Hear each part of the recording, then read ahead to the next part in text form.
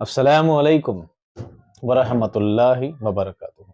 अजीज दोस्तों, साथियों, मैं मोहम्मद शहजाद खान आप तमाम ही का एक बार फिर अपने इस चैनल एस के आई डिवीजन में खैर मकदम करता हूँ। आप तमाम ही का तहे दिल से इस्तकबाल करता हूँ। उम्मीद करता हूँ आप तमाम ही खराफियत से होंगे और खुश खुर्रम जिंदगी गुजार रहे होंगे। जैसा कि दोस्तों, अभी तक हम रीड की क्लासेस के बारे में पढ़ रहे थे, ग्रामर की क्लासेस के बारे में पढ़ रहे थे, उर्दू कवायद के बारे में पढ़ रहे थे और अब हम आज से एक नई सीरीज शुरू करने वाले हैं। एक नया चैप्टर, एक नया अध्याय, एक नया टॉपिक शुरू करने वाले हैं, जिसे हम कहते हैं उर्दू तदरीस। क्या कहते हैं दोस्तों? उर्दू तदरीस। इस क्लास को शुरू करने से पहले बहुत ही सारी बातें हैं जो बताने की हैं, क्योंकि क्लास पहली है, टॉपिक नया है, चीज नहीं है, इसलिए सिर्फ एक दो बातों से काम नहीं चलने वाला है, बल्कि बहुत सारी बातें हैं जो इस क्लास से पहले आपका जानना, समझना बहुत ज्यादा जरूरी है। आइए एक एक करके मैं आपको सारी बातें क्या करता हूँ, क्लैरिफाई करता हूँ। सबसे पहले बात करता हूं मैं सिलेबस के बारे में, फिर मैं चलता हूं टॉपिक की जानिब। ठीक है, तो पहले दोस्तों बात करते हैं सिलेबस के बारे में, और मैं थोड़ा कुछ चीजों में डिवाइड करके फिर बात करता हूं आपसे अलग अलग तरीके से। पहली बात क्या कर रहे हैं दोस्तों हम,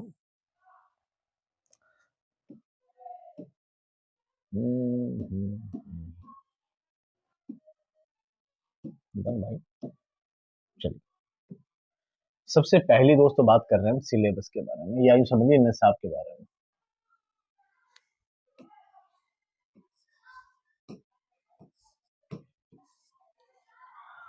ये जो दोस्तों हम तदरीस के बारे में जो पढ़ रहे हैं, ये सभी में आता है। ये दोस्तों आपका आएगा रीट में, ये आएगा आपके थर्ड ग्रेड में, ये आएगा आपके दोस्तों सेकंड ग्रेड में,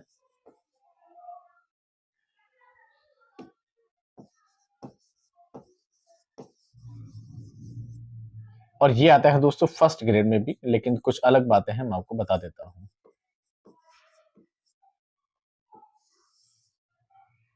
इसका टॉपिक थोड़ा सा अलग है।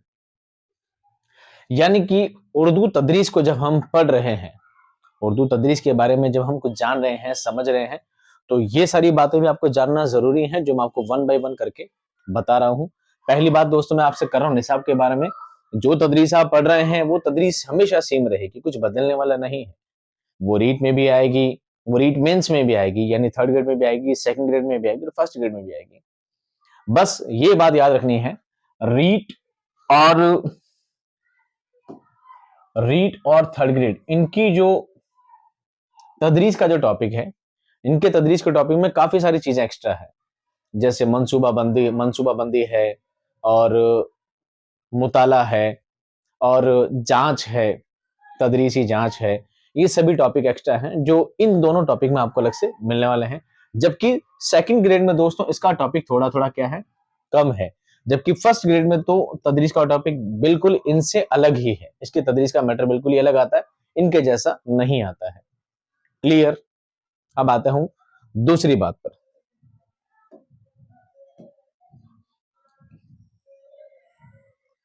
अब बात करते हैं दोस्तों,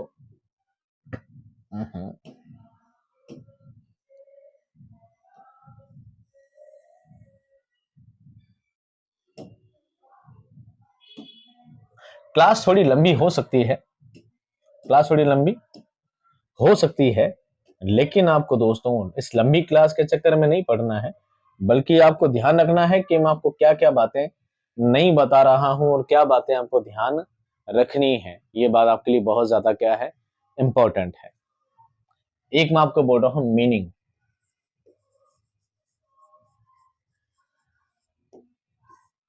अल्फाज मानी कह लीजिए, अल्फाज मानी, और मैं लास्ट में लिख रहा हूं आपको कॉपी, नोट डाउन। चूंकि दोस्तों आज हम नई क्लास स्टार्ट कर रहे हैं, तो काफी चीजें आपको नई नई भी जानने को, समझने को है। तदरीस का जो टॉपिक है आपका, उसमें कुछ टेक्निकल वर्ड्स यूज किए जाते हैं, कुछ निसाबी चीजें, कुछ तदरीस से मुतालिक, शिक्षण से मुतालिक कुछ ऐसे अल्फाजों का इस्तेमाल किया जाता है जो अमूमन आप समझ नहीं पाते हैं और आपके लिए बहुत मुश्किलात पैदा करते हैं। सर ये चीज तुम्हारे समझ में आई नहीं बिल्कुल, तो आपको वहां पर क्या करना है, आपको क्या करना है दोस्तों, इस तदरीस की क्लास में जब हम शुरुआत कर रहे हैं तदरीस की क्लास की, शुरू से लेकर एंड तक, शुरू से एंड तक आपको क्या करना है। अगर आपको नोट्स मिल गए हैं तो बहुत अच्छी बात है, अगर आपको नोट्स नहीं भी मिले हैं तो आपको एक कॉपी साथ लेकर बैठनी है और जितने भी मीनिंग, मैंने कोशिश की है ज्यादा से ज्यादा चीजों को हिंदी में अलग से लिखने की। अगर आप नहीं भी लिख पाए हैं तो आपको कम से कम ये करना है कि कंटिन्यू क्लास में सुनते सुनते, पढ़ते पढ़ते, कंटिन्यू देखते देखते आपको जहां जहां मुश्किल लफ्ज मिलते हैं उनको आपको कॉपी में हाथों नोट डाउन करके चलना है। एक कॉपी का पेपर अलग से ले लीजिए और लिख दीजिए तदरीस मीनिंग या तदरीस के अल्फाज मानी, क्योंकि यही चीज है जो आपको सबसे ज्यादा एग्जाम में क्या आएगा, डिफिकल्टी पैदा करेगा। और यही चीज आपके लिए सबसे ज्यादा क्या है दोस्तों, इंपॉर्टेंट है। क्योंकि कई बार क्या होता है दोस्तों, चीजें हम आती तो है, चीज के बारे में हम जानते तो है, लेकिन प्रॉब्लम क्या है, हमें उसका मतलब ही पता नहीं चल रहा है। तो ये चीज सबसे ज्यादा आपको क्या करेगा, परेशानी पैदा कर सकता है। इसलिए आपको ध्यान रखना है, कॉपी लेकर नोट डाउन करते चले। समझ में आ गई बात। अब आते हैं तीसरी बात पर, तीसरी और आखिरी, क्योंकि इसके बाद हम क्या करेंगे दोस्तों, हमारे टॉपिक की शुरुआत करते हैं।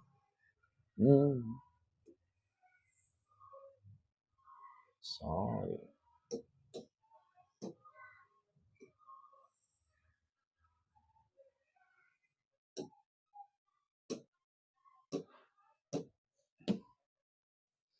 अब आते हैं दोस्तों तीसरी बात पर कि आपको क्या याद रखना है, एग्जाम में क्या आएगा, कितना ज्यादा पढ़ना है, किन चीजों की तरफ ध्यान रखना है, ये बात आपको ध्यान रखनी है। ये जो क्लासेस दोस्तों मैं आपको समझा रहा हूं, इसका पैटर्न कुछ इस तरह का है, मैं आपको थोड़ा सा क्लैरिफाई करता चलूं। मान लीजिए मैं आपके सामने 3 पिलर बनाता हूं, मान लीजिए मैं आपके सामने क्या बनाता हूं, 3 पिलर बनाता हूं, ठीक है। वन, कुछ सीखने और समझने की बातें हैं, बातों को इग्नोर ना करें।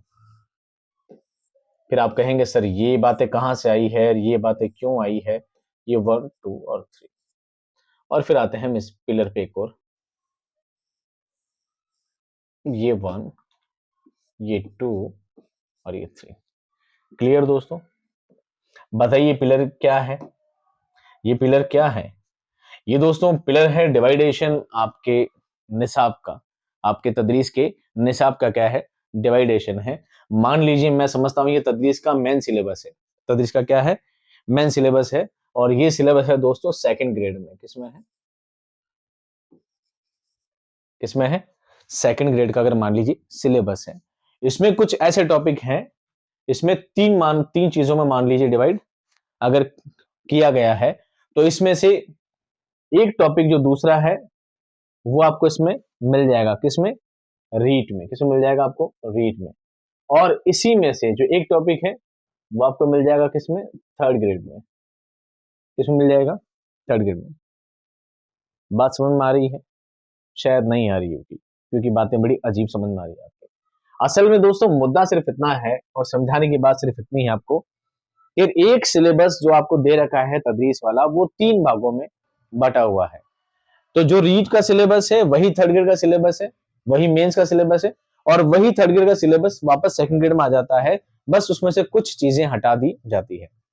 अब हम क्या करेंगे, जब हम क्लास को स्टार्ट करेंगे, जब क्लास को पढ़ाना शुरू करेंगे, तो आपको एक बात मिलेगी थोड़ी अलग से।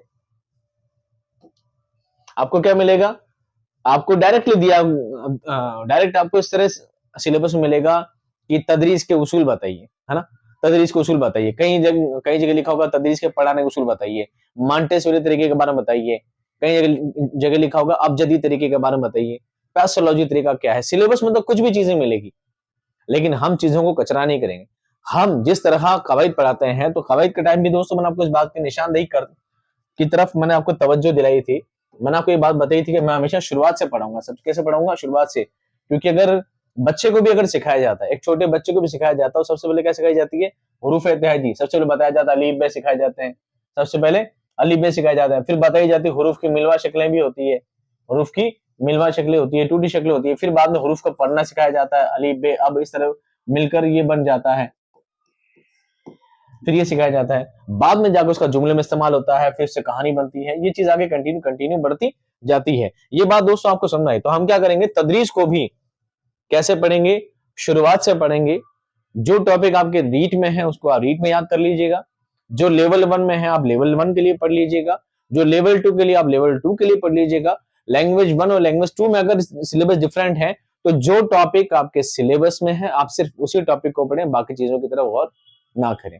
और अगर ये क्लास अगर आप सेकंड ग्रेड के लिए देख रहे हैं तो आपका सिलेबस में काफी चीजें जो नहीं है, जैसे मनसूबाबंदी नहीं है तो मत पढ़िएगा, अगर आपके मुताला नहीं है, जांच नहीं है तो मत पढ़िएगा, मामूनशिया यानी सहायक सामग्री आपके सिलेबस में नहीं है तो मत पढ़िएगा। इन चीजों की तरफ दिमाग मत लगाइएगा, ये आपके लिए ज्यादा बेटर रहेगा। लेकिन कॉमन चीजें हैं, जैसे तदरीस के बारे में आप पढ़ रहे हो तो कम से कम तदरीस की इतनी नॉलेज तो हो कि जिस तदरीस को हम डिटेल में पढ़ने जा रहे हैं कम से कम उसके बेसिक नॉलेज होना बहुत ज्यादा जरूरी है, क्योंकि एग्जाम में कहीं से भी सवाल आपसे पूछा जा सकता है। चलिए, मैं यहाँ पे काफी सारी बातें बता चुका हूं। अगर कुछ बातें बच जाती है, नेक्स्ट क्लास में मुझे कुछ याद आ जाता है तो इंशाल्लाह मैं बताऊंगा नेक्स्ट क्लास में आपको शुरुआत के साथ। चलिए दोस्तों, अब मैं आपको कुछ वापस चलता हूं क्लास की जानिब लेकर। आज हम पढ़ रहे हैं दोस्तों, आज हम क्या पढ़ रहे हैं दोस्तों? हम पढ़ रहे हैं उर्दू जबान की तदरीस, उर्दू टीचिंग मेथड्स। इसी को कहते हैं, हिंदी में लिख देते हैं इसको, उर्दू शिक्षण विधियां। उर्दू शिक्षण विधियां, ठीक है। आज हम इसको पढ़ेंगे डिटेल में और पढ़ेंगे शुरुआत से, और उम्मीद करता हूं कि यहाँ पे आप पढ़ने के बाद कुछ भी आपके लिए बाकी नहीं रहेगा, कुछ भी ऐसी चीज आपको नहीं मिलेगी कि सर ये चीज तो हमें अलग से बतानी चाहिए थी, ये चीज तो हमारी छूट गई, या ये चीज हमें समझ में नहीं है। अगर इस टॉपिक में कुछ बच भी जाता है, बाई चांस अगर इस टॉपिक पर बच जाता है, तो मैंने कोशिश की है कि तदरीस से आपके लिए 300 से 400 सवाल बनाने की मैंने कोशिश की है, जो कई एग्जाम में आ चुके हैं, कई एग्जाम में रिपीट हो चुके हैं, और बारहा जिनसे सवाल आपके बनते हैं उन्हीं को थोड़ा तोड़ मरोड़ कर, या अच्छे लफ्ज में कहें तो उन्हीं को थोड़ा मॉडिफाई करके आपके सामने मैंने टेस्ट सीरीज में डाल दूंगा। और वापस जब एग्जाम थोड़ा करीब आएगा तो कोशिश करूंगा उनमें से कुछ सवाल हल करवाने की, या प्रीवियस पेपर हल करवाने की, ताकि आप उन सवालों को समझें। तदरीस के लिए कुछ कुछ लफ्ज होते हैं जो बस आपको याद रखने होते हैं, जो मुश्किल अल्फाज होते हैं। बाकी तदरीस का के सवाल इतने इजी होते हैं कि अगर आप खुद एज ए टीचर अगर सवालों को समझने की कोशिश करेंगे तो आपके लिए इतना मुश्किल काम नहीं है। अगर आप समझेंगे मैं टीचर हूं, मैं बच्चों को पढ़ा रहा हूं, तो मुझे क्या करना चाहिए, अगर आपने ये सोचकर सवालों को हल कर लिया तो आपको कहीं पर कोई प्रॉब्लम आने वाली नहीं है। तो किसी चीज को पढ़ने से पहले सबसे पहले उस चीज के बारे में जानना जरूरी है। तो आज दोस्तों हम सबसे पहले जानेंगे तदरीस का मफहूम और तारीफ। तदरीस का मफहूम और तारीफ, असल में तदरीस वर्ड है क्या और इसकी तारीफ परिभाषा क्या है, सब चीज के बारे में जानेंगे। आगे कंटिन्यू आपको स्टेप बाय स्टेप आगे समझाता चलूंगा। पढ़े। तदरीस के मानी दर्स देना, बच्चों को लिखना पढ़ना सिखाना, या मुख्तलिफ उलूम और फनून में महारत पैदा करना के हैं। तदरीस का जो मानी है, तदरीस का असल जो मतलब है क्या है दोस्तों? दर्स देना, बच्चों को तदरीस का काम देना, बच्चों को लिखना पढ़ना सिखाना, और साथ में मुख्तलिफ, मुख्तलिफ मतलब विभिन्न, उलूम और फनून, उलूम जमा है इल्म की, फनून जमा है फन की, जिसको कह सकते हैं शिक्षा और कला। यानी सिर्फ पढ़ना ही या सिर्फ लिखना ही शिक्षण नहीं है।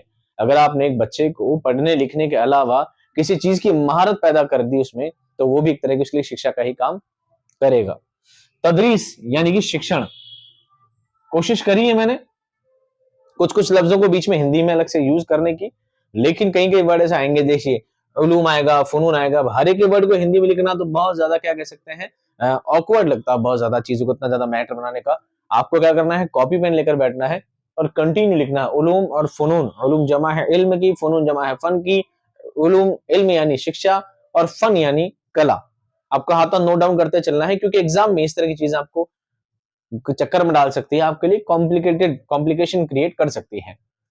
तदरीस यानी शिक्षण का लफ्जी मानी पढ़ना, दर्स देना है, या तदरीस से मुराद पढ़ाने का अमल है।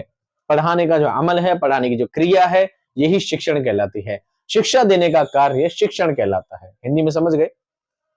तदरीस के जरिए मुअल्लिम बच्चों को तरह तरह की मालूमात फराहम करता है। तलबा को किसी किस्म की मालूमात, हुनरमंदी या इल्म फराहम करने को ही हम तदरीस कहते हैं। यानी कि घूम फिर कर बात सिर्फ इतनी समझाने की है कि सिर्फ लिखना पढ़ना तक बात सीमित नहीं है। बच्चे को लिखने पढ़ने के अलावा किसी चीज का इल्म देना, किसी फन में माहिर करना, उसको किसी कला में निपुण करना भी शिक्षण की श्रेणी में ही आएगा। एक उर्दू टीचर के मुंह से इतनी सारी हिंदी सुनकर बड़ा अजीब लग रहा होगा, लेकिन चूंकि दोस्तों तदरीस का जो टॉपिक है, आपने बीएड के दौरान भी और अदर कक्षा में भी, अदर क्लासेस में भी आपने क्या करा होगा, ज्यादातर हिंदी में ही सुना होगा। इसलिए आपको बहुत सारी चीजें समझ में नहीं आती सर तदरीस क्या है। तदरीस मीन शिक्षण। ऐसे बहुत सारे टफ वर्ड आएंगे, तदरीस आएगा, मामूनशी आएगा, आमोजिश आएगा, तो आपको बीच बीच में क्या परेशान करता रहेगा ये सब चीजें। ठीक है, तो आप सब चीजों को क्या करना है, बीच बीच में याद रखना है और नोट डाउन करते चलना है। तदरीस नौखेज नस्ल के लिए उलूम की तरसील का जरिया है। तदरीस यानी शिक्षण नौखेज नई नस्लों के लिए, आने वाली पीढ़ियों के लिए उलूम की तरसील, उलूम इल्म की जमा, तरसील संप्रेषण का, संप्रेषण कह सकते हैं ट्रांसफरेशन, एक पीढ़ी से दूसरी पीढ़ी में मुंतकिल होने का क्या है, काम है। एक बड़े बूढ़े जो चीज सीखते हैं कि बड़े बूढ़े से ही कहकर गए थे, बड़े बूढ़े से ही कहकर गए थे, असल में क्या कहकर गए थे, वो तो हमें एक तालीम देकर गए थे, एक समझ, एक शऊर देके गए जो उन्होंने अपनी जिंदगी में अनुभव किया। वो आने वाले को बता के जाते हैं, बेटा ऐसा नहीं करता, ऐसा करने से ये नुकसान हो सकता है, ऐसा करने से ये फायदा होता है। वो उस चीज को क्या करते हैं, हमें समझाने की कोशिश करते हैं, और वही चीज हमारी जिंदगी में आगे काम आती है। इसका मकसद ज्यादा से ज्यादा आमोजिशी तजुर्बात का हुसूल है। हुसूल मतलब हासिल करना, प्राप्त करना। इसका मकसद क्या है, तदरीस का मकसद क्या है, ज्यादा से ज्यादा आमोजिश हो, आमोजिश यानी अधिगम हो, ज्यादा से ज्यादा चीजें सीखी जा सके। जो चीज टीचर सिखाना चाहता है, एक शिक्षक सिखाना चाहता है, वो शिक्षण के माध्यम से अपने पढ़ाने के तरीके से उन चीजों को पढ़ा सके, सिखा सके। यही इसका क्या है, असल मकसद है, किसका, शिक्षण का। तदरीस एक मुतहर्रिक और जामे मंसूबाबंदी का अमल है। मुतहर्रिक बना है दोस्तों हरकत से, मुतहर्रिक बना है हरकत से, हरकत मतलब गति। तो तदरीस क्या है, मुतहर्रिक अमल है, एक गतिशील अमल है जो हमेशा गति करता रहता है। इसके साथ ही तदरीस के जामे मंसूबाबंदी, जामे मतलब व्यापक, मंसूबाबंदी यानी योजना बनाने का अमल है। तदरीस एक ऐसा अमल है, एक ऐसा काम है जो हमेशा क्या होता है, मुतहर्रिक होता है, हरकत में होता है, गति करता रहता है। ये एक्टिव अमल है, ऐसा नहीं एक जगह बैठने से या चीजों को सिर्फ देख लेने से, कर लेने से, ऐसा नहीं है। ये एक एक्टिवनेस वाला काम है, यानी कि एक टीचर, एक शिक्षक या सिखाने वाला सिखाने के लिए काफी मेहनत करता है, और ना सिर्फ सिखाने के लिए मेहनत करता है बल्कि कंटिन्यू कोशिश करता है एक व्यापक योजना के साथ कि मुझे अब क्या सिखाना है, किस तरह सिखाना है और किसको सिखाना है। वो सब चीजों की पहले योजना, प्लान बनाता है, फिर जाकर वो अपनी तदरीस का काम शुरू करता है।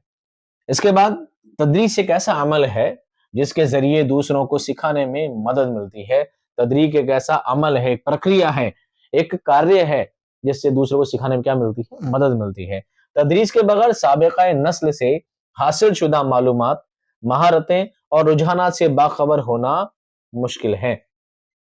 तदरीस के बगैर साबिक़ा, साबिक़ा उपसर्ग को भी कहते हैं। साबिक़ा मतलब होता है पिछला, जिसको हिंदी में कहते हैं पूर्व। क्या कहते हैं, पूर्व। मैं थोड़ा मार्कर छोटा करके कोशिश करता हूँ लिखने की।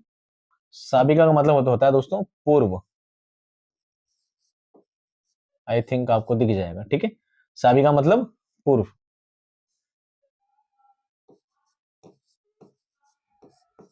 चलिए दिखा आपको, यानी पीछे आने वाली नस्लों से, पीछे आने वाली नस्लों से हासिल शुदा जो इल्म उन्होंने हासिल किया है, जो महारतें उन्होंने सीखी हैं, जो उन्होंने रुझान उन्होंने हासिल किए हैं, उनसे बाखबर होना मुश्किल है। अगर तदरीस नहीं होगी तो ये सब चीजें हमारी जिंदगी में कभी भी नहीं आ पाएगी। उन्हें मुख्तलिफ बातें जानने, सीखने या करने का मौका देता है और मुस्तकबिल में यानी भविष्य की जिंदगी के लिए उन्हें तैयार करता है। अगर इंसान की जिंदगी में तदरीस है तो तदरीस उसको आगे क्या करती है, गुज़िश्ता जो उससे ऊपर बुजुर्ग निकल चुके हैं, या जो पहले वाली जो नस्ल आ चुकी है, या जो वो काम सीख चुके हैं, वही काम आगे सिखाने का काम कौन करती है, तदरीस के जरिए किया जाता है। उस्ताज तलबा को पढ़ाने के लिए बहुत सारी कोशिशें करता है, लेकिन कामयाब तदरीस वही कहलाएगी जो तलबा में इल्म हासिल करने का शौक और जज्बा पैदा करे। इसलिए उस्ताद को चाहिए कि पूरी तैयारी के साथ पढ़ाए, और तलबा को चाहिए कि मेहनत और तवज्जो से पढ़े। तदरीस एक पेचीदा और मुश्किल अमल है जिसमें उस्ताद और तलबा दोनों को मेहनत की जरूरत है, और ये बात आपको बहुत ज्यादा ध्यान में रखनी है। अब तक मैंने जो पढ़ाया है इनसे कोई सवाल आपका नहीं आएगा, क्लियर कर देता हूँ। इससे सवाल नहीं आएगा, लेकिन ये चीज दोस्तों आपका बेसिक क्रिएट करती है, आपका बेसिक क्लियर करती है कि आपको क्या चीज पढ़ाई जा रही है, आप किस स्टडी पे, किस पीढ़ी पे आप चल रहे हैं, किस सीढ़ी पर आप आगे बढ़ रहे हैं। आपको डायरेक्ट बहुत आगे पहुंचा दूंगा। तो ये सब चीजें जहां पर आपको पढ़ना है वो चीज आपके जहन से क्या होती जाएगी, धीरे धीरे छूटती जाएगी। आप परेशान हो जाएंगे, सर क्या हो रहा है, हमें तो कुछ समझ में नहीं आ रहा, खिचड़ी क्या बन रही है। इसलिए दोस्तों बेसिक चीज आपके लिए जानना जरूरी है, ताकि आप जाने आप किस चीज के बारे में और क्या पढ़ रहे हैं। ठीक है। तदरीस एक अमल है दोस्तों, जो एक शिक्षक के द्वारा किया जाता है, लेकिन साथ साथ में शिक्षार्थी का होना भी जरूरी है, उस्ताद का होना जरूरी है, तो तलबा का होना भी जरूरी है। क्योंकि एक का काम तदरीस देना है, तो दूसरे का नाम तदरीस लेना भी है, वो दर्स लेना भी है। वो दर्स सुनेगा, वो एक्सेप्ट करेगा, तभी तो हुनर सीखेगा। सिर्फ टीचर बड़बड़ करता रहे, स्टूडेंट सुने ही नहीं, तो तदरीस मुकम्मल नहीं हो सकती। इसलिए तदरीस एक ऐसा अमल है जिसमें उस्ताद को और तलबा को दोनों को मेहनत की जरूरत है। उस्ताद को चाहिए हर तरह से योजना बनाए, हर तरह से मेहनत करे, अच्छे मंसूबों के साथ स्टूडेंट को बेहतर से बेहतर तालीम देने की क्या करे, कोशिश करें, ताकि वो अच्छे से उनको सीख सके, उनमें और सीखने का शौक पैदा हो और जज्बा पैदा हो, उनकी रुचि उसमें बढ़ती जाए। और स्टूडेंट को भी चाहिए कि हम जिस काम को करने जा रहे हैं उसमें फॉर्मेलिटी ना करें, उसको सिर्फ औपचारिकता के साथ काम ना करें, बल्कि मन लगाकर उस चीज को, जिस काम में हम लगे हैं, उसे सीखने की क्या करें, कोशिश करें। तदरीस एक मुआशरती और जमहूरी अमल है जिसमें तलबा को मरकजी महवरी हैसियत हासिल है। और ये बात आपको रखनी है दोस्तों याद, मैं इस पर लगा रहा हूं IMP। समझ में आई बात। तदरीस एक मुआशरती यानी कि सामाजिक अमल है। तदरीस किसी से बंधा हुआ नहीं है, शिक्षण किसी से बंधा नहीं है, ये समाज में रहकर किया जाता है, समाज में रहकर शिक्षण का काम किया जा सकता है। और ये जमहूरी अमल है। कैसा है दोस्तों, जमहूरी, जमहूरी लोकतांत्रिक, क्योंकि यहां पर सभी को शिक्षा हासिल करने का अधिकार है, सभी को शिक्षा प्राप्त करने का पूरा पूरा अधिकार है। यहाँ पर किसी को लिंग भेद के साथ, यहाँ पर किसी को ऊंच नीच के साथ, यहाँ पर किसी को जाति प्रथा के साथ किसी भी तरह की कोई रुकावट नहीं है। जो इंसान जिस तरह का इल्म हासिल करना चाहता है उसको सभी तरह की क्या है, यहाँ पर छूट दी गई है, और शिक्षण इसी तरह आगे बढ़ता है। लेकिन आपका सवाल बनता है दोस्तों महवरी, सवाल बनता है दोस्तों तदरीस का मरकज क्या है, तदरीस का महवर क्या है। मरकज मतलब होता है केंद्र, सेंट्रलाइजेशन। आगे तो टॉपिक और बढ़ेगा, मैं आपको चीज की तरफ भी लेकर चलूंगा। तदरीस के लिए सबसे ज्यादा जरूरी चीज क्या है, अगले पेज पर है क्या, इस टॉपिक को दोस्तों यही रखें, मैं एक टेबल के साथ आपको वापस कनेक्ट करता हूं। तो यहां पर इतना ही बताऊंगा आपको, तदरीस एक मुआशरती यानी सामाजिक अमल है और लोकतांत्रिक अमल है। और तदरीस का जो महवर है वो क्या है, तलबा है। क्या है दोस्तों, तलबा है। कौन है, तलबा मरकज भी है, इसका महवर भी है, इसका केंद्रीयता किसके साथ है, तलबा के साथ है। तदरीस उसी वक्त मौसर साबित हो सकती है, मौसर मतलब प्रभावी हो सकती है, जब तलबा तदरीस में फ़आल किरदार अदा करें और तलबा को उस बात की पूरी आजादी हासिल हो कि वो खुद अमल और तजुर्बात से इल्म हासिल करें। एक तदरीस उसी वक्त मौसर साबित हो सकती है, एक तदरीस प्रभावशाली तदरीस तभी कहलाएगी जब क्या हो, जब तलबा तदरीस में फ़आल हो, फ़आल यानी सक्रिय हो, एक्टिव हो। क्या हो दोस्तों, एक्टिव हो।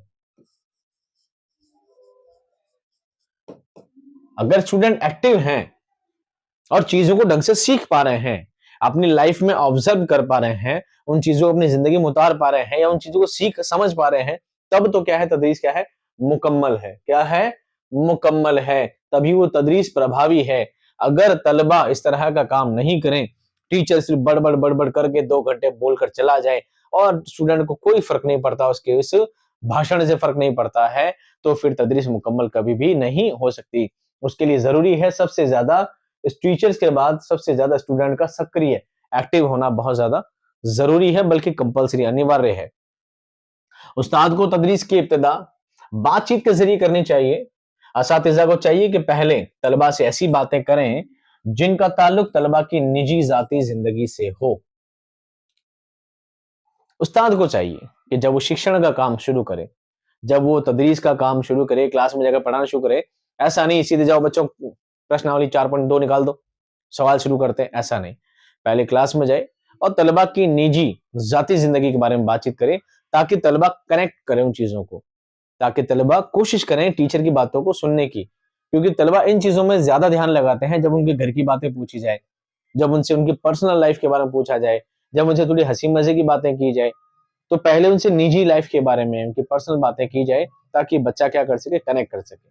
उसके बाद क्या हो, फिर हम चीज़ों को बढ़ाए आगे, क्या बढ़ाएँगे? आगे, फिर हम क्या करेंगे, टीचिंग की आगे तक चलेंगे। अब बच्चों देखो हम क्या करेंगे, आज की क्लास में ये टॉपिक पढ़ने वाले हैं। ये क्या होना चाहिए, टीचर का पढ़ाने का तरीका होना चाहिए। आज हर मुफक्किर तालीम इस बात पर मुत्तफ़िक है यानी राज़ी है। हर आदमी इस तरह से राज़ी है, इस बात पर मुत्तफ़िक है, या यूँ समझ लीजिए समर्थन करता है।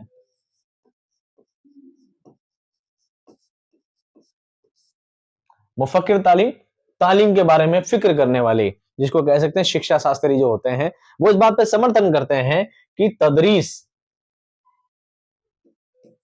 गलत टाइप हो गया, तदरीस तलबा की नफ्सियाती यानी साइकोलॉजी के मुताबिक होनी चाहिए, यानी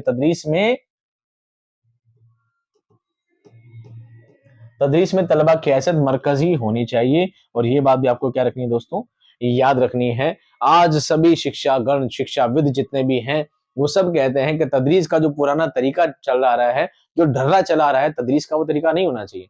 तदरीस का तरीका होना चाहिए साइकोलॉजिकल। कैसा होना चाहिए? साइकोलॉजिकल, यानी नफ्सियात के मुताबिक। नफ्स होता है ना, नफ्स, मन। इंसान को अपने मन को मारना चाहिए, है ना, इंसान को अपने मन की सुननी चाहिए, इंसान की नफ्स। तो बच्चे के नफ्सियात के अकॉर्डिंग क्या होना चाहिए, टीचिंग को करना चाहिए। बच्चे के मनोविज्ञान के अकॉर्डिंग टीचर को पढ़ाने की कोशिश करनी चाहिए। उसका तरीका कैसा होना चाहिए, बच्चों के मनोविज्ञान के अनुसार। अब आते हैं दोस्तों एक बहुत इंपॉर्टेंट, मैं पहले इस टॉपिक पर पे लगा देता हूं,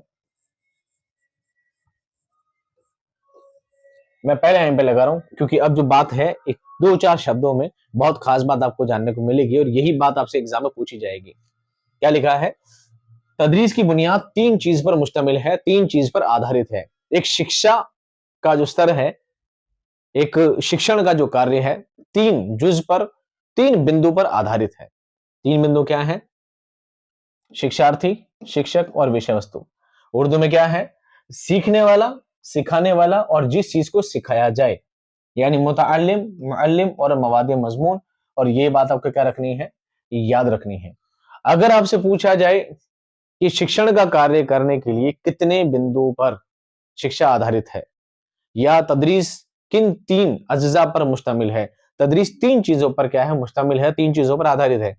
एक मुतअल्लिम, एक मुअल्लिम और एक मवाद मजमून। यानी कि एक शिक्षार्थी का होना जरूरी है, यानी पढ़ाने वाले का होना जरूरी है, सिखाने वाले का होना जरूरी है।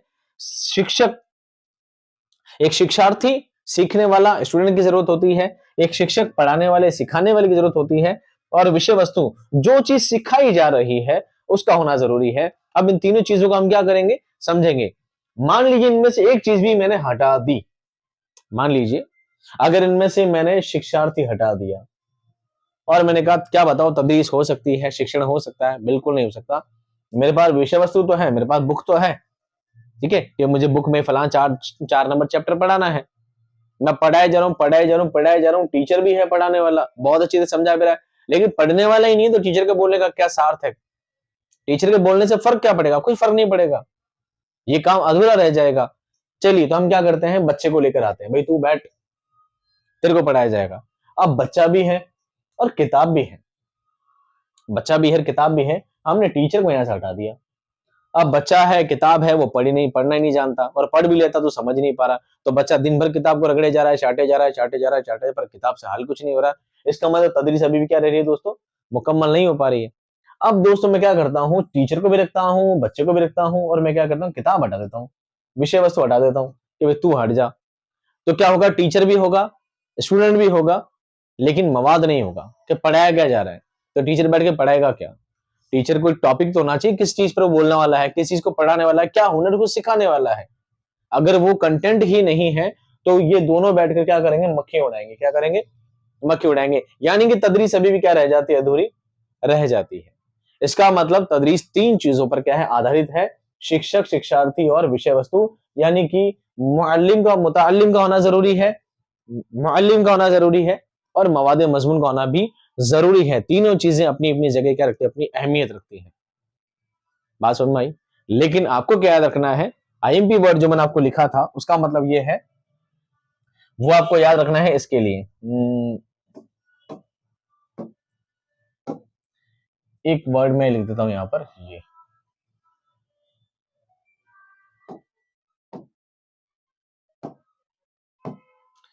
इसको हिंदी में लिखते हैं दोस्तों छात्र। क्या लिखते हैं? छात्र।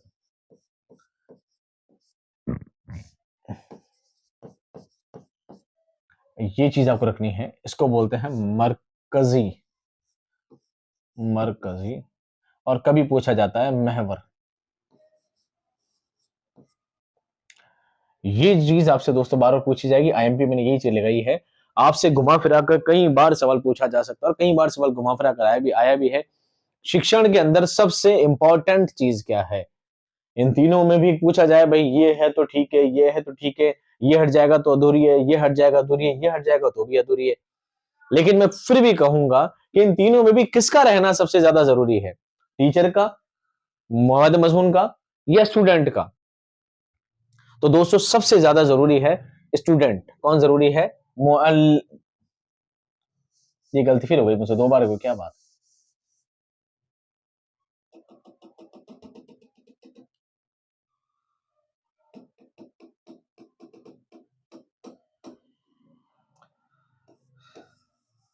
मुतअल्लिम, शिक्षार्थी, जिसको कहा जाता है छात्र।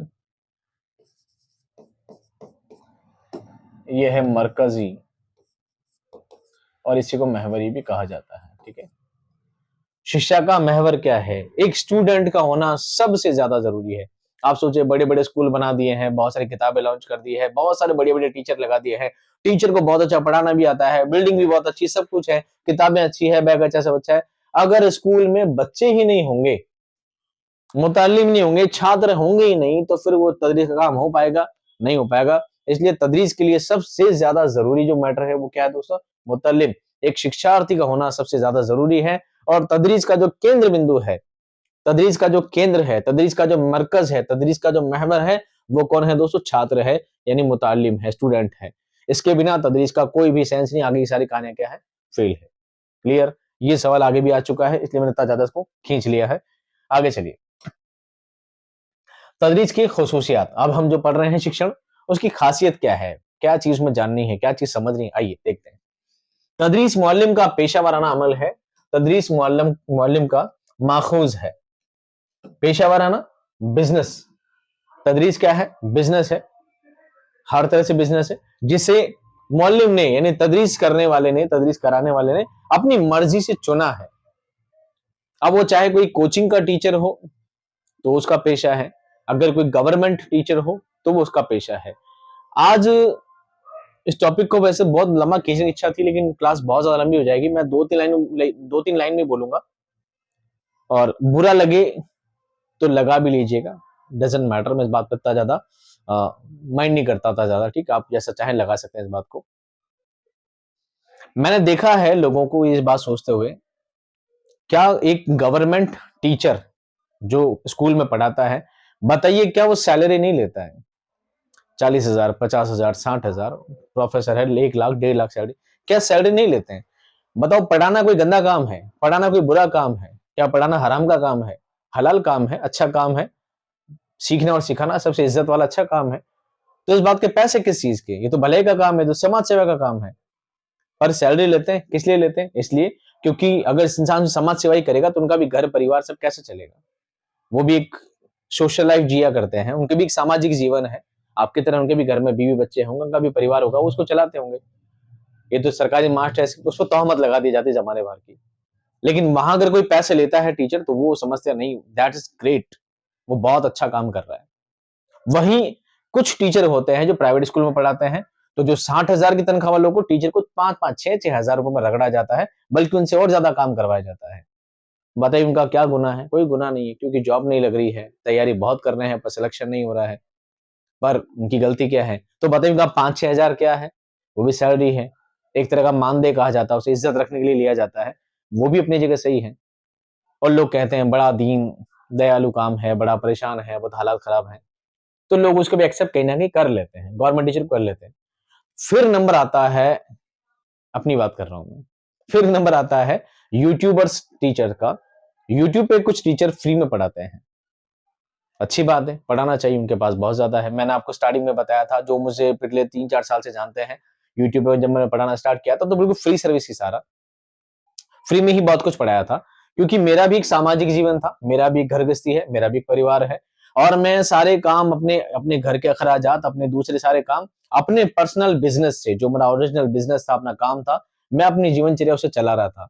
और मुझे ये लगता था कि मेरी लाइफ में कहीं 1-2 घंटे मुझे एक्स्ट्रा मिल रहे हैं, तो क्यों ना मैं 1-2 घंटे फिल्म देखने में टाइम खराब करूं, गाने सुनने में टाइम खराब करूं, यार दोस्तों में बैठ के मटर गश्तियां करूं, कहीं बैठ के टाइम खराब करूं। मुझे लगा कि 2 घंटे अगर अपन कहीं देना चाहते हैं, तो कुछ लोग समाज सेवा करते हैं, कुछ गरीबों को खाना खिलाते हैं, कोई कहाँ जाते हैं, तो मैं समझता था अल्लाह ताला ने थोड़ा सा इल्म दिया है, तो इसको समाज को बांटना में क्या बुराई है। तो मैंने वो 2 घंटे में काम करना शुरू किया। तो बताएं, जिस काम को आप प्रॉपर वे में पूरा चाहते हैं, आप चाहते हैं आपको पूरा कंप्लीट नोट्स मिले, आप चाहते हैं आपको कंप्लीट वीडियो मिले, आप चाहते हैं आपको टेस्ट सीरीज मिले, आपको सब कुछ मिले, आप सब कुछ मैटर चाहते हैं, सब कुछ चाहते हैं, लेकिन सब कुछ करने के लिए टाइम भी लगता है। अगर इतना टाइम इस चीज में खपा दिया जाएगा तो इंसान अपनी पर्सनल लाइफ कैसे जिएगा? वो घंटे 2 घंटे वाला जो काम था वो लंबा कैसे जी पाएगा? उस काम में भी टाइम लगता होगा। तो फिर हमने क्या किया, उस काम को छोड़कर हमने प्रॉपर इसको पेशा चुना कि ठीक है, आपको प्रोवाइड कर दिया जाएगा, और आपसे बहुत ही न्यूनतम फीस के अंदर आपके लिए एक ऐप बनवाया और आपको सभी चीजें मैंने प्रोवाइड करना शुरू किया। और यहां जाकर क्या होगा, हम नेगेटिव, अब हम बन गए हैं फिल्म के, जो कल तक हीरो थे अब हम बन गए फिल्म के विलेन। ये हैं लूट का धंधा मचाने वाले, ये हैं जमाने भर के ऑफर लगाने वाले, यही हैं जिन्होंने कौम को बदनाम कर रखा है। इस तरह की बहुत सारी बातें आती हैं, और अक्सर वो बेशतर सुनता रहता हूँ, देखता रहता हूँ। तो बताइए, वो 60,000 वाला बुरा है, ये स्कूल में 6,000 वाला काम कर रहा है बुरा है, या फिर मैं बुरा हूं? हालांकि अब भी कंपेयर करेंगे ना आप, जब आप तुलना करेंगे कुछ चीजों की, तो मेरे पास कमेंट आते हैं, सर मैं बहुत गरीब हूं, सर मुझे कोर्स फ्री में दे दो, कोर्स फ्री में दे दो, कोर्स। अगर सभी को फ्री में दे दिया गया, आगे की बात में बोलना नहीं चाहता, तो बताइए वो 60,000 वाला बुरा नहीं है? और ये भी बताओ, जब आप लोग मुझसे फ्री की उम्मीद करते हो कि सर मुझे कोर्स फ्री में दे दो, फ्री में दे दो, फ्री में दे दो, मान लीजिए आपने 100 बच्चों ने फ्री में लिया और मैंने फ्री में दे भी दिया, तो इस बात का क्या सबूत है कि तुम फ्री में पढ़ना क्यों चाहते हो? इससे अच्छा आप रोजगारी करो, कहीं जाके कोई ठेला लगाओ, कहीं जाके तगारियां नाको। आपको पढ़ना भी है, आपको बढ़ना भी है, सिलेक्शन भी पाना है, आपको बहुत सारी चीजों के लिए जद्दोजहद करनी पड़ेगी। हो सकता है मेरी बातें बहुत कड़वी लगे तो लगा लीजिएगा, नो प्रॉब्लम। हो सकता है जिस काम को आपने चुना है, जिस काम को पेशा चुनने वाले हैं, जिस चीज की आप बड़ी उम्मीदें करते हैं, और जब आपकी जॉब लग जाएगी तो कौन सी आप सैलरी आप आदि मुझे मुझे देने वाले हो कि नहीं, सर ने मुझे फ्री में पढ़ाया था, अब जब मैं जॉब लग गया हूं तो जब तक मैं जिंदा रहूंगा मेरी सैलरी का 25% सर के घर जाता रहेगा। ऐसा होता है क्या? आपने किया क्या? तो बताओ, क्या मैं गलत हूं? ये सवाल छोड़ा मैंने आपके ऊपर। बात करते हैं वहां पर टॉपिक की जानिब, मैंने थोड़ा ज्यादा खींच लिया, उसके लिए माफी चाहता हूं। तदरीस मुअल्लिम का पेशा वाराना अमल है, तदरीस मुअल्लिम का माखूज है, तदरीस मुअल्लिम का पेशा है, उसका बिजनेस है, उसने इसको अपनी जिंदगी चलाने के लिए इस काम को चुना है, और अपनी मर्जी से चुना है, किसी दबाव में नहीं।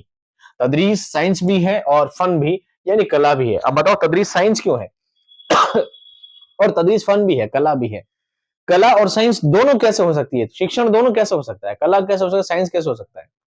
तदरीस कला इस तरह हो सकती है, हर इंसान के हाथ में, हर इंसान के बोलने में कुछ कला होती है, कुछ काम को करने का एक्सपीरियंस होता है।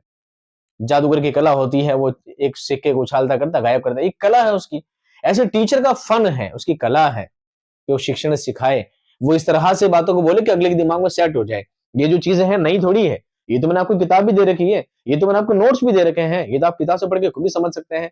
लेकिन क्या बात है कि टीचर के बोलने से, मेरे उस तरह से एक्सप्लेन करने से अगर बात आपके जहन में उतर जाती है हमेशा के लिए, तो वो कला ही है। वो क्या है? कला है, जो हर किसी में नहीं होती। और एक बात रही साइंस की, साइंस का काम है प्रयोग करना, नई नई चीजों की इजाद करना। एक टीचर का काम भी है प्रयोग करना, वो हर दिन कुछ ना कुछ नए नए एक्सपेरिमेंट करता है। आप मुझसे ही ले लीजिए, पहले मेरे जो वीडियो बहुत पहले आते थे उसमें सिर्फ वॉइसिंग आती थी और एक पेन चलता हुआ नजर आता था। फिर मैंने उसको थोड़ा अपग्रेड किया, और फिर क्या होता था, एक पैनल आता था और मेरी फोटो साइड में छोटी सी आती थी, मैं बोल बोल पढ़ाता था। फिर मैंने और अपग्रेड किया, अब मैं आपके सामने पैनल पे आता हूँ, मैं लिखता भी हूँ और आपके सामने वर्चुअली नजर भी आता हूँ, और आपसे बात भी करता हूँ, कई बार मैं आपको लाइव डाउट सेशन भी लिया करता हूँ। समझ में आ गई बात। तो ये साइंस है, इजाद है, हर दिन कुछ नया नया इजाद करने की बात चलती है ताकि स्टूडेंट को बेहतरीन तरीके से उसको पढ़ाया जा सके, समझाया जा सके और उसकी लाइफ में वो चीजें क्या हो, बेहतर काम में आ सके। तदरीस नफ्स मजमून यानी विषय वस्तु मुअल्लिम और तलबा के दरमियान रिश्ता कायम करती है। तीन चीजें मैंने बताई थी आपको, कौन सी? एक होता है मुताल्लिम, एक होता है मुअल्लिम और एक होता है मवाद मजमून। और इन तीनों को जोड़ने का एक काम करती है, एक चेन होती है। एक क्या होती है? चेन होती है। इन चेन को जो जोड़ती है उसी का नाम क्या है दोस्तों? तदरीस है। तदरीस है तो ये तीनों चीज आपस में जुड़ी हुई है। तदरीस नहीं है तो तीनों चीजों का आपस में सिंगल पर्टिकुलर कोई औचित्य नहीं रहता। तदरीस नफ्स मजमून को मयारी और नफ्सियाती अंदाज में पेश करने का काम है। तदरीस क्या है? नफ्स मजमून जो पढ़ाया जा रहा है उसको मयारी, मानक यानी सभी रूप से और नफ्सियाती मनोवैज्ञानिक तरीके से पेश करने का तरीका है ताकि बच्चों को वो चीज अच्छी तरह समझ में आ जाए। तदरीस एक समाजी, तामुली, दकीक, मुनज्जम और बेतरतीब अमल है। आए ना? मैं चाहता तो उनको सिंगल या कह सकते हैं सिंपल भी लिख सकता था, लेकिन चूंकि दोस्तों एग्जाम में यही वर्ड आएंगे आपके, ये वर्ड आएंगे घूम फिर कर, फिर आप कहोगे सर नहीं तो पढ़ा ही नहीं, ये तो कभी मैंने देखा ही नहीं। मजबूरन इनको क्या किया, शामिल किया गया है। हाँ, कोशिश की गई है कि इनको समझाने के लिए मैंने आपके लिए हिंदी भी अलग से ऐड कर दी है ताकि आपको ज्यादा परेशानी ना हो। मैं चाहता तो हिंदी हटा कर हट सकता था और मुंह से वर्बली बोलकर भी आपको मीनिंग लिखवा सकता था, लेकिन चूंकि ये चीजें मैंने बुक में नोट्स फॉर्मेट में दी है और मैं नहीं चाहता कि बुक को आप बैठ के लाल करें, लाल पीला करें, बहुत ज्यादा घसीटा पसीटा करें। आप ढंग से पढ़ें, अच्छी तरह से समझें, नोट्स में सभी चीजें मेंशन है, आपको चीज खुद समझ में आ जाए, इसलिए मैंने हिंदी भी अलग से टाइप कर दी है। तदरीस एक समाजी यानी सामाजिक अमल है, तामुली सहयोगात्मक अमल है। तदरीस दो लोगों के सहयोग से चलती है। अगर शिक्षार्थी और शिक्षक, एक मुअल्लिम और मुताल्लिम के बीच में सहयोग की कड़ी का नाम क्या है? तदरीस है। उसके बाद दकीक है यानी कठिन है। इतना आसान नहीं है तदरीस, इतना आसान नहीं पढ़ाना। ये जरूर है हर इंसान पढ़ा लिखा हो सकता है, लेकिन हर इंसान शिक्षक नहीं हो सकता। इस बात को गांठ बांध लीजिएगा, क्योंकि ये बात मैं से पहले जितनी भी बार क्लास पढ़ा चुका हूं तदरीस की, ये बात मैं हर बार रिपीट करता हूं और आज भी इस बात को वापस कह सकता हूं, दावे के साथ कह सकता हूं, हर इंसान पढ़ा लिखा हो सकता है, लेकिन हर इंसान अच्छा टीचर नहीं हो सकता। अच्छा इंसान पढ़ा लिखा हो सकता है, अच्छा पढ़ा लिखा हो सकता है, पर हर इंसान अच्छा पढ़ा नहीं सकता, इसकी श्योरिटी है। बहुत लोग हैं जिन्होंने गोल्ड मेडलिस्ट हैं, बहुत लोग हैं जो अच्छे उर्दू में गोल्ड मेडलिस्ट भी हैं, बहुत अच्छी उर्दू जानते हैं, लेकिन जब पढ़ाने की बात आती है तो गिग्गी बन जाती है। वो उस चीज को कहते हैं हमें बहुत इल्म है, बहुत इल्म है। अरे आपके पास बहुत इल्म है, क्या काम का, जब अगर आप अपना इल्म बच्चों में ट्रांसफर नहीं कर पा रहे हैं, अपना इल्म आप अगले को ट्रांसफर नहीं कर पा रहे हैं, तो आपके शिक्षक होने का कोई औचित्य नहीं रहता। भले ही मैं 10th पास हूं, भले ही मैं 5वीं पास हूं, भले मैं 5वीं पास हूं, इस बात से फर्क नहीं पड़ता, लेकिन मैं अपने ज्ञान को अच्छी तरह से ट्रांसफर कर पा रहा हूं कि अगले को मेरी बात अच्छी तरह से समझ में आ रही है, उसके टॉपिक क्लियर हो पा रहे हैं, उसके कॉन्सेप्ट क्लियर हो पा रहे हैं, उसके डाउट क्लियर हो पा रहे हैं, तो फिर वो 5वीं पास पढ़ा लड़का ज्यादा बेटर है बनिस्बत उस गोल्ड मेडलिस्ट से। रिपीट कर रहा हूं बात को, हर इंसान अच्छा पढ़ा लिखा हो सकता है, पर हर इंसान अच्छा टीचर नहीं हो सकता। तदरीस एक हर की और इर्तकाई पजीर अमल है जो तलबा में सामाजिक कदरों, सामाजिक मूल्यों का एहसास पैदा करती है। बहरहाल मैं रह गया था, मुनज्जम, संगठित, मुनज्जम यानी संगठित, एक संगठित अमल है, एक ऐसा कार्य जो बिल्कुल संगठित है और बित तरतीब, क्रमबद्ध, स्टेप बाय स्टेप काम करने का तरीका है। क्या है? तदरीस। तदरीस इंसान को सिखाता है। तदरीस एक जो कड़ी है वो टीचर और स्टूडेंट के बीच में एक रिश्ता कायम करती है और टीचर को चाहिए कि वो हर चीज को स्टेप बाय स्टेप शुरुआत से समझाने की कोशिश करे, पहला आसान, फिर मुश्किल, फिर मुश्किल, फिर मुश्किल, फिर मुश्किल, और उसको एक हुनरमंद इंसान बनाने का उसका काम करता है। बहरहाल दूसरी लाइन में बात चल रही थी, तदरीस एक हुर्की, गतिशील अमल है। तदरीस हमेशा एक्टिवनेस का काम करता है। इर्तकाई पजीर, विकासवादी अमल है। इंसान का सर्वांगीण विकास जब होता है उसमें शिक्षा की भी सबसे बड़ी अहमियत है। यानी इंसान के विकास के लिए क्या जरूरी है? जरूरी है कि बीच में तदरीस का अमल होना बहुत ज्यादा जरूरी है। और उसके बाद तलबा में सामाजिक कदरों की का एहसास पैदा करती है, यानी इंसान में सामाजिक मूल्य पैदा करती है। कौन? तदरीस। आपका काम तदरीस से सिर्फ इतना नहीं है कि आपको 2 और 2 4 बोलना सिखा दे, आपको A for apple B for boy बोलना सिखा दे, नहीं, बल्कि आपको सामाजिक मूल्यों में कि समाज में एक अच्छे नागरिक होने की क्या पहचान है, ये बातें भी आपको सिखाना काम किसका है, तदरीस का है। अब बात करते हैं दोस्तों उर्दू जबान की तदरीस के आम उसूल। बात करते हैं उसूल की। कहते हैं ना मेरा उसूल है, मैं अपने उसूलों के खिलाफ नहीं चाहता, मैं सिद्धांत, उसूल के अंदर क्या कहते हैं, सिद्धांत, क्या कहते हैं, सिद्धांत।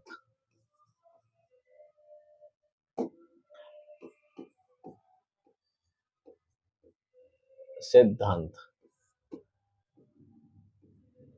उसूल यानी सिद्धांत।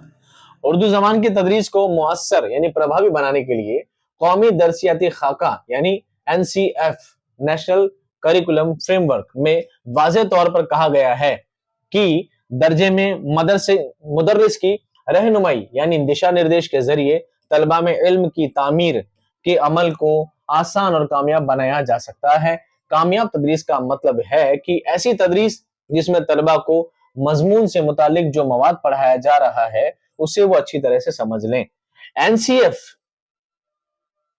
राष्ट्रीय परिचर्चा रूपरेखा जो नेशनल है, जो नेशनल पॉलिसीज हैं, वो नेशनल पॉलिसी कहती है, क्या कहती है कि तदरीस में एक मुदर्रिस का होना जरूरी है, उसकी रहनुमाई होना जरूरी है, एक शिक्षक की दिशा निर्देश होना जरूरी है और उसके दिशा निर्देश से ही इल्म की तामीर यानी निर्माण होता है, बच्चों के भविष्य का क्या होता है, निर्माण होता है और ये आगे से आगे विकास करता रहता है। और साथ में ये बात भी है कि जो मुतालिक मवाद मजमून पढ़ाया जा रहा है वो अच्छी तरह से समझ लें, इसी को तदरीस कहा जाता है। यानी टीचर ने जो चैप्टर पढ़ाया है, जो मवाद, जो मतन पढ़ाया है वो बच्चा समझ जाए तो समझ लीजिए तदरीस क्या हो गई, मुकम्मल हो गई, शिक्षण प्रक्रिया क्या हो गई, पूर्ण हो गई, शिक्षण प्रक्रिया पूर्ण हो गई।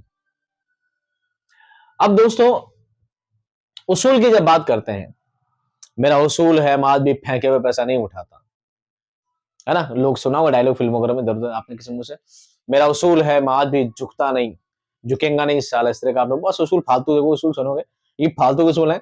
अब आते हैं काम के उसूल पर। शिक्षण जब प्रक्रिया शुरू की जाती है तो शिक्षण के भी कुछ उसूल होते हैं कि शिक्षण प्रक्रिया को इस तरह से किया जाए ताकि शिक्षण का जो मकसद है वो हासिल हो सके। एक शिक्षण का मकसद क्या है कि शिक्षार्थी और शिक्षक के बीच में एक मध्यस्थता कायम करे। एक टीचर का काम है कि वो स्टूडेंट को समझाए, स्टूडेंट का काम वो चीज समझ ले, यहाँ पर क्या होता है हमारा कनेक्शन कंप्लीट होता है। लेकिन इसके लिए कुछ उसूल की जरूरत पड़ती है। तो उसूल क्या है, उसूल नंबर एक, आमादगी का उसूल, इसको बोलते हैं अभिप्रेरणा। आपने पढ़ा होगा हिंदी में, क्या पढ़ा होगा, आमादगी का उसूल, अभिप्रेरणा आपने सुना होगा, बीएड कॉलेज के दौरान आपने ये चीज देखी होगी। आमादगी का मतलब क्या होता है, इससे मुराद इल्म हासिल करने के लिए तलबा को आमादा करना। किसी भी सबक को पढ़ाने से पहले तलबा को मुकम्मल तौर पर जहनी एतबार से तैयार करना जरूरी है, जिससे तलबा पूरी तवज्जो के साथ बगैर किसी दबाव के सबक पढ़ सकें। इसको क्या कहते हैं, अभिप्रेरणा, क्या कहते हैं, अभिप्रेरणा। इसी को कहा जाता है आमादगी का उसूल। डायरेक्टली जाकर पढ़ाना सही नहीं है, ये मनोवैज्ञानिक ढंग से क्या है, गलत है। तो जरूरी है टीचर जब क्लास में जाए, एक शिक्षक जब कक्षा में प्रवेश करे तो उसका पहला काम है कि बच्चों को अपनी तरफ कनेक्ट करें किसी भी तरह से। आओ बच्चों तुम्हें एक खास बात बताता हूं, और बच्चों से कुछ निजी सवाल, कुछ जनरल सवाल से उनसे क्या बातचीत करना शुरू करें।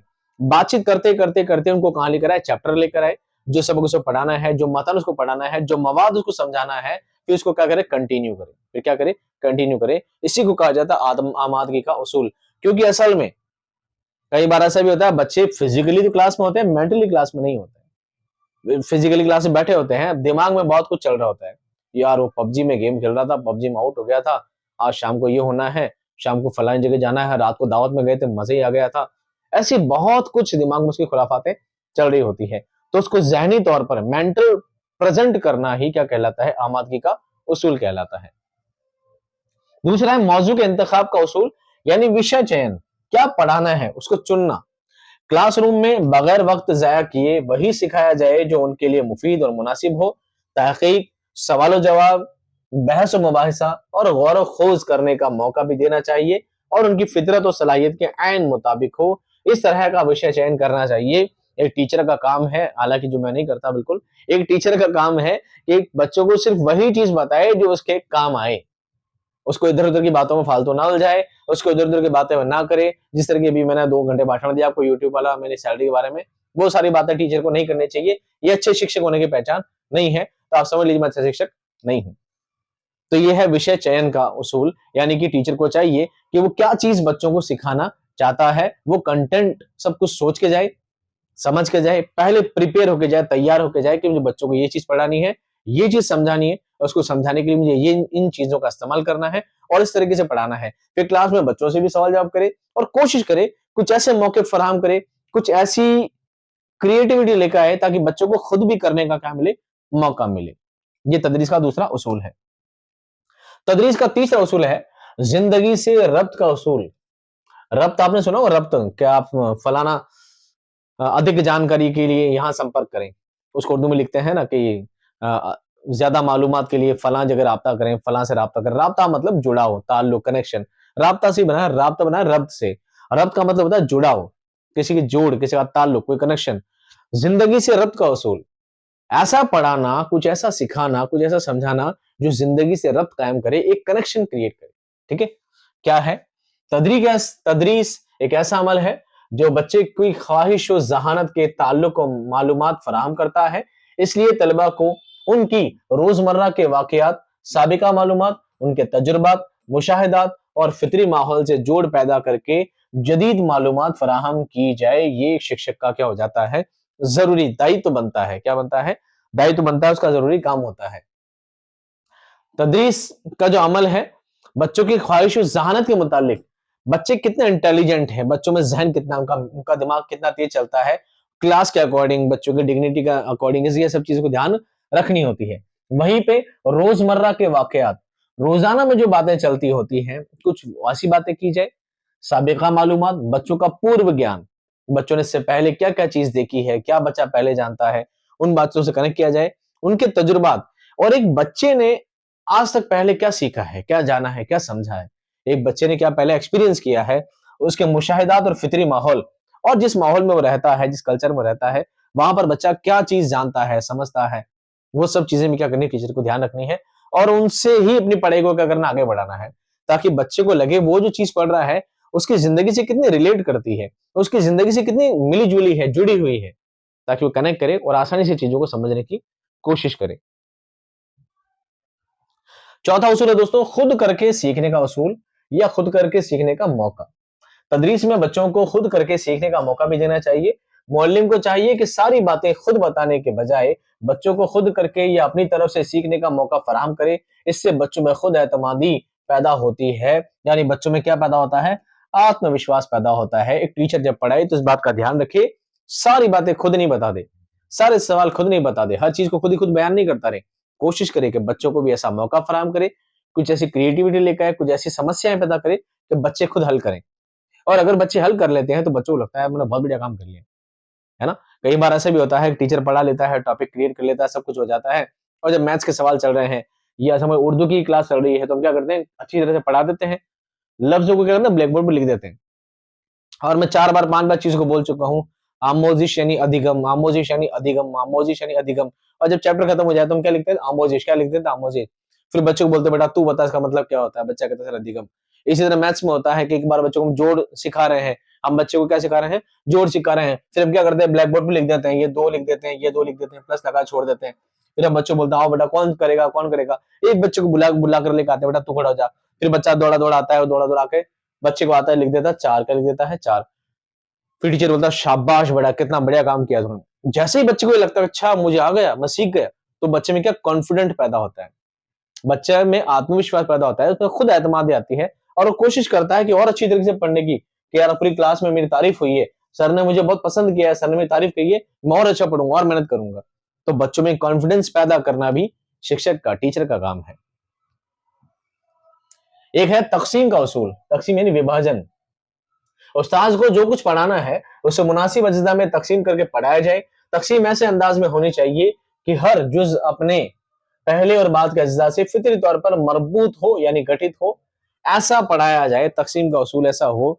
एक टीचर का काम है, मैंने आपको पढ़ाया है, पहले मैंने ग्रामर पढ़ाई है तो सब ग्रामर ग्रामर ग्रामर पढ़ाई, फिर जब मैं तदरीस पढ़ी तो तब तदरीस की क्लास कंटिन्यू चलेगी। फिर जब मैं एमसीक्यू प्रैक्टिस करवाऊंगा आपको तो उसमें मैं आपको क्या करूंगा, जितने भी प्रीवियस पेपर आ सके हुए हैं 2012 में, अगर रीट की क्लास अगर आप देख रहे हैं, रीट वाले देख रहे हैं, तो 2012 में, 15 में, 17 में, 22 में जो जो पेपर हुए हैं उन सारे पेपर को लेकर आएंगे और एक एक पेपर को हल करवाएंगे सारे। इस तरह सिस्टमेटिक चीजें बंदी हो ताकि स्टूडेंट समझे कि अब जो आगे समझने वाला है वो चीज और जो मैं इससे पहले पढ़ चुका हूं वो चीज, दोनों में कुछ ना कुछ क्या है, कनेक्शन है, और पढ़ने में क्या नहीं है, दिक्कत नहीं है। ये बातें रीट वालों के लिए बहुत ज्यादा जरूरी है।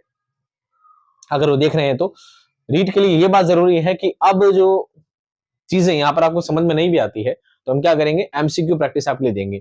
एक टॉपिक आपने इसम वाला टॉपिक पढ़ लिया, इसम का हमने 100 सवाल बना दिए, आपने इसम का पूरा टॉपिक वीडियो देख लिया, फिर आपने किताब खोल के भी पढ़ ली। अब आपको क्या करना है, इसम का टेस्ट देना कि आपको कितने सवाल आए, आपने कितने सवाल सही कर पाए, और एग्जाम टाइम में उसके इसम की पीडीएफ आपको अलग से दे देंगे ताकि आप सारी चीजों को वापस रिवाइज कर सकें।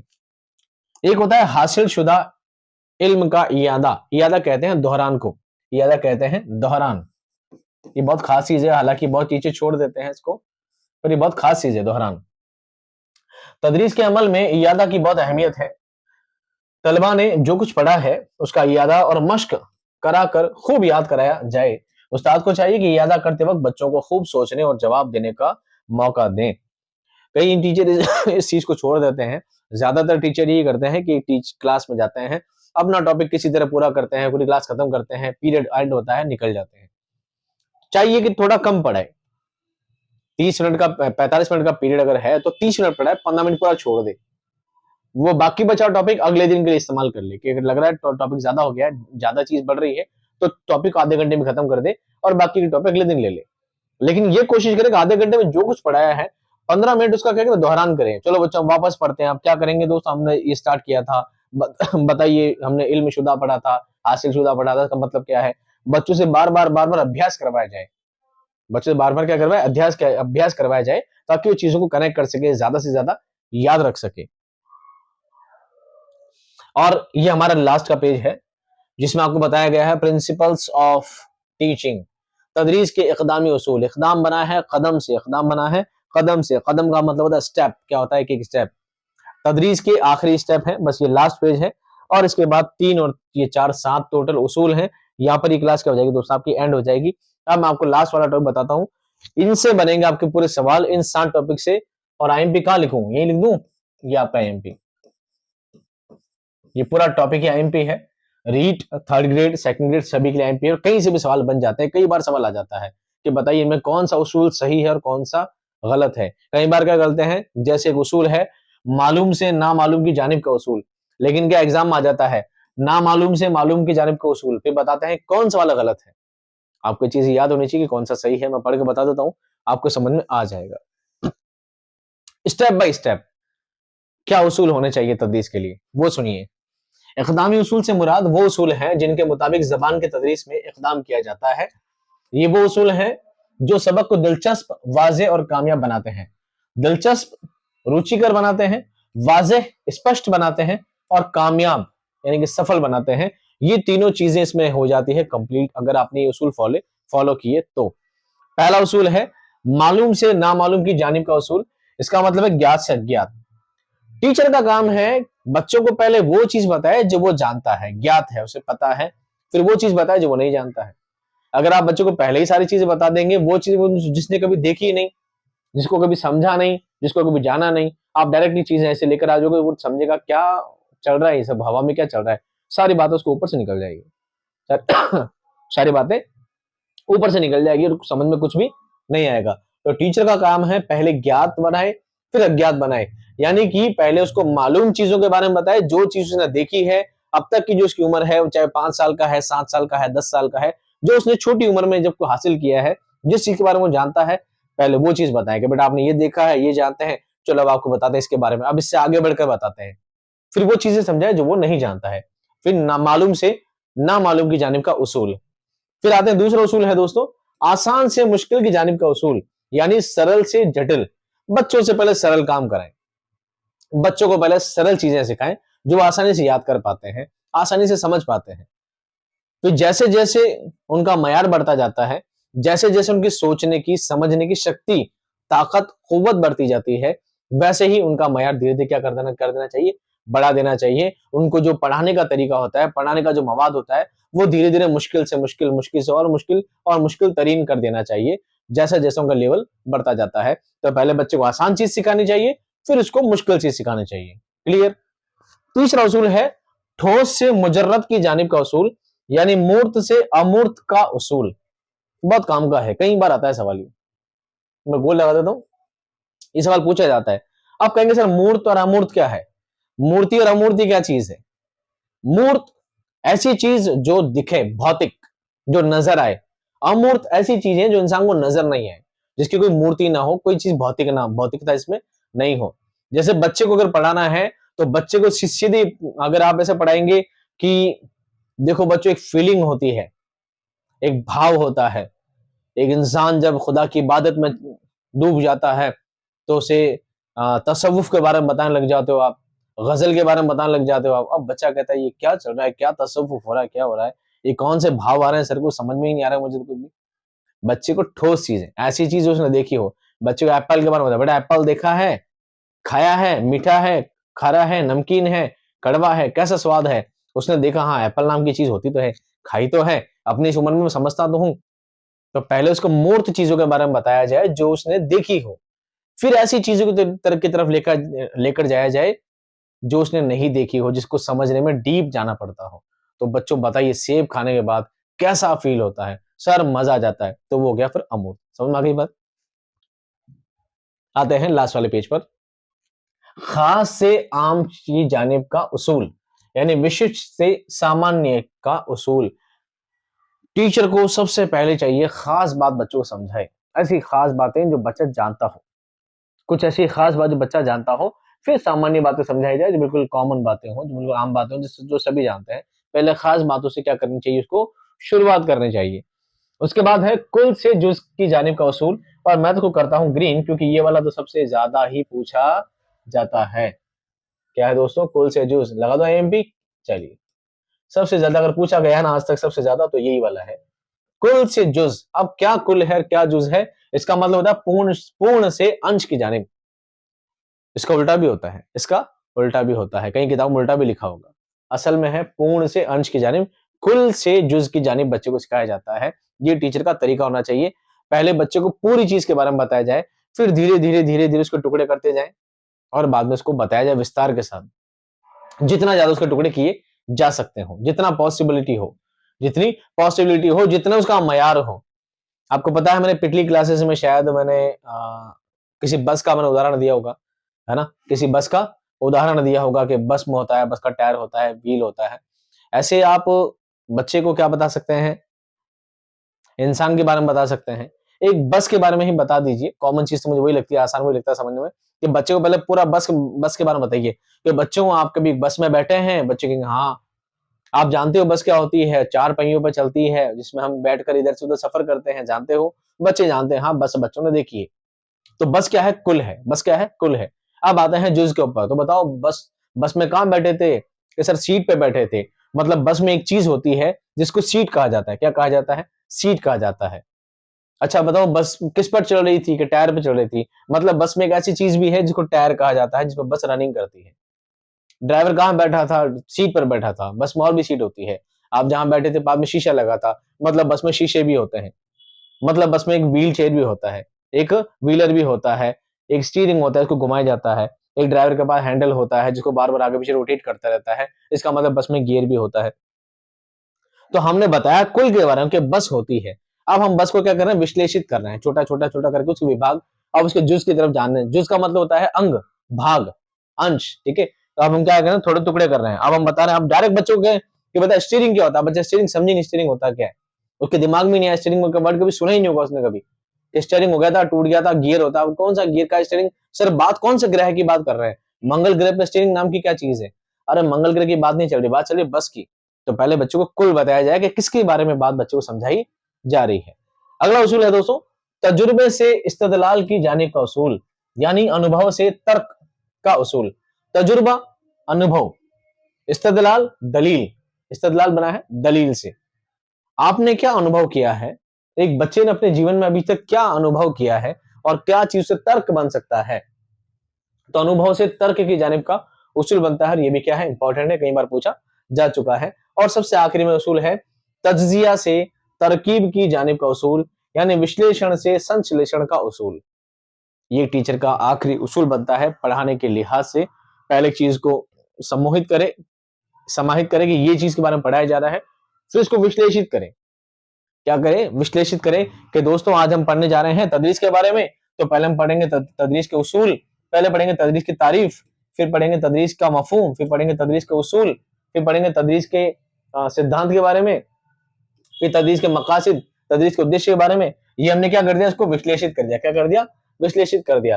किस तरह हमने क्या किया, डिवाइड के बताते। अब दोस्तों हम क्या करेंगे और बढ़ेंगे। अब उसूल में दोस्तों क्या है, इकदामी उसूल अलग है, मकासिद में उमूमी मकासिद अलग है, खुसूसी मकासिद अलग है, आम उद्देश्य अलग है, सामान्य उद्देश्य अलग है, विशिष्ट उद्देश्य अलग है। फिर बताएंगे दोस्तों आम उद्देश्य ठीक है, अब सामान्य उद्देश्य, विशिष्ट उद्देश्य में और उद्देश्य है और महारतें हैं। यानी इस चीज को हम आगे डिवाइड में डिवाइड आगे क्या करते हैं, पैरेलल में चीजों को आगे बढ़ाते रहते हैं। ये काम कहलाता है दोस्तों विश्लेषण से संश्लेषण का उसूल। तो दोस्तों यहाँ पर मैं आपसे बात करूंगा, क्लास थोड़ी लंबी हो गई है और लंबी ही रहेगी, इस बात को भी ध्यान में रखिएगा। मेरी क्लास लंबी ही रहेगी, मेरे पास छोटे मोटी चीजें नहीं है कि सिर्फ आपको एक की चीज किसी को रपट के रीड करके धड़ल्ले सा को बता दी जाए, रट के बता दी जाए, आप रट के सुन ले।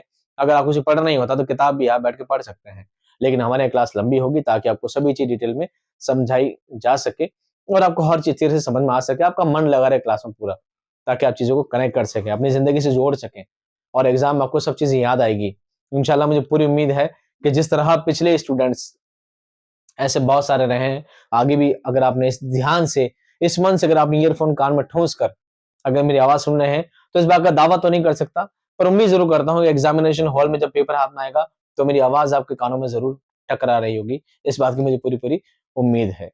चलिए दोस्तों, यहाँ पर हमने तदरीस का सिर्फ एक परिभाषा, एक इंट्रोडक्शन जाना है कि तदरीस असल में कहते किसे हैं, और तदरीस के कुछ सिद्धांतों के बारे में, कुछ उसूल के बारे में पढ़ा है, जो रीड वगैरह में से छोटे मोटे सवाल इससे बन जाते हैं, बाकी सवाल इससे ज्यादा आते नहीं है। तो मिलते हैं नेक्स्ट क्लास में एक नए टॉपिक के साथ, शानदार एक्सप्लेनेशन के साथ, जबरदस्त वीडियो के साथ। तब तक खुश रहिए, आबाद रहिए, खुदा हाफिज।